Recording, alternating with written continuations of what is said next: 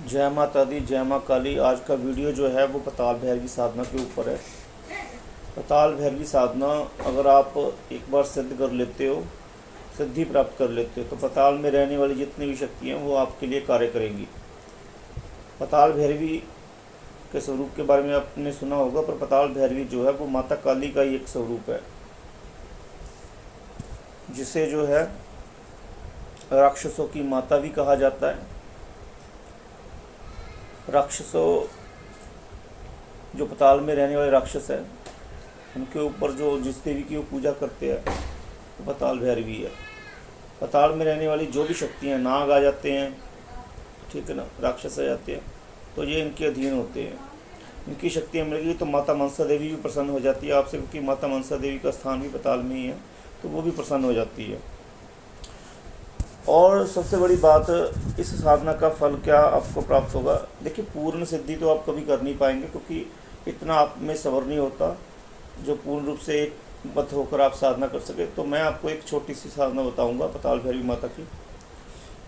पताल भैरवी माता की आप संकल्प लेके 41 दिन की साधना कर सकते हो और माता से बोल सकते हो कि माता, कि मुझे जो है, मैं इस कार्य के लिए साधना कर रहा हूँ, कृपा करके आप जो है मुझे सहायता प्रदान करें, अपनी कृपा प्रदान करें और मेरे ये कार्य जो है सिद्ध कर दे, ठीक है ना।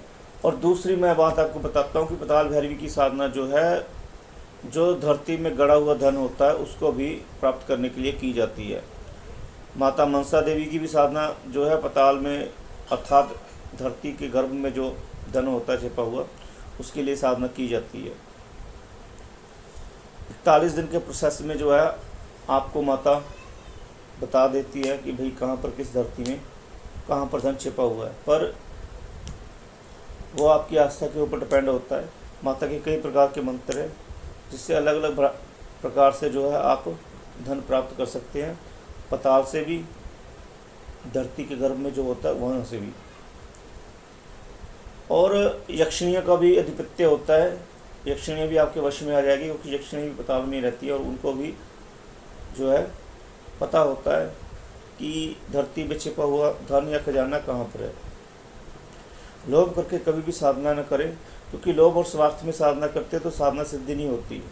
सिर्फ इसलिए साधना करें कि आपकी आर्थिक स्थिति जो है ठीक हो जाए और आप कोई काम धंधा अच्छा सा कर सको।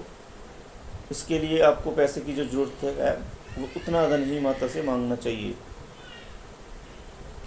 एक मंत्र मैं आपको पताल भैरवी माता का बताऊंगा यहाँ पर, जिसको करने से जो है सभी शक्तियाँ आपका सहायता जरूर करेंगी, और कोई इच्छित कार्य आप अगर संकल्प में बोल दोगे माता को, तो कार्य अवश्य संपन्न होगा। मंत्र सुन लीजिए एक बार। ओम क्रीम हुम पताल भैरवी हुम क्रीम नमः, यह मंत्र है। इसकी साधना आप जो है मंत्र की दीक्षा गुरु से लेकर और हवन क्रिया करवा के कर सकते हैं। एक मंत्र आपको मैं, जिसने गर्भ निधि से संबंधित साधना अगर करनी है, गर्भ निधि का मतलब होता है धरती में छिपा हुआ खजाना या सामान।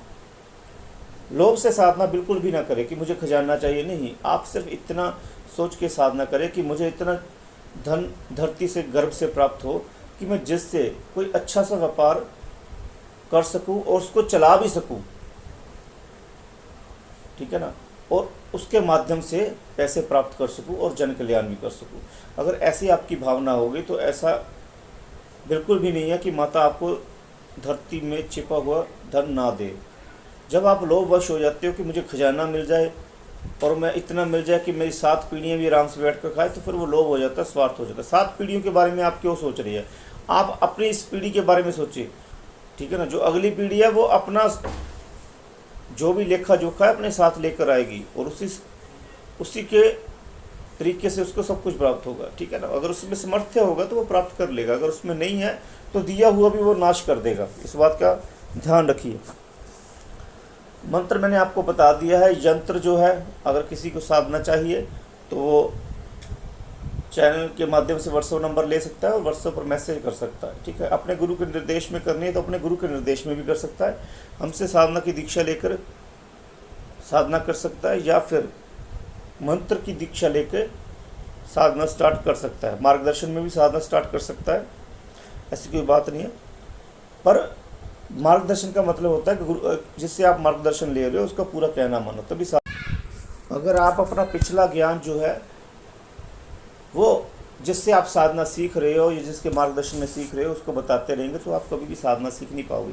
आप अपना पिछला ज्ञान अपना पीछे तक ही रखें, आगे जिसके मार्गदर्शन में आप साधना करने जा रहे हो उसी के ज्ञान से चले, तभी आपको सिद्धि प्राप्त हो पाती है, जो वो साधना आप उससे सीख रहे हो, ठीक है ना।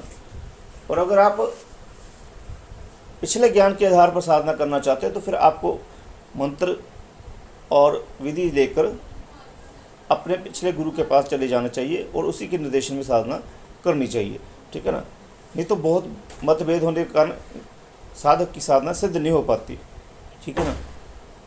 तो जिसने करनी है व्हाट्सएप से जुड़ जाए, व्हाट्सएप से जुड़कर साधना कर सकता है, हवन क्रिया करा ले, ठीक है ना। माता आपको सभी प्रकार की सिद्धि प्रदान करे। वीडियो आएंगे जल्द, रोज़ आएंगे, नए नए टॉपिक पर वीडियो लेकर आऊँगा। कल को मैं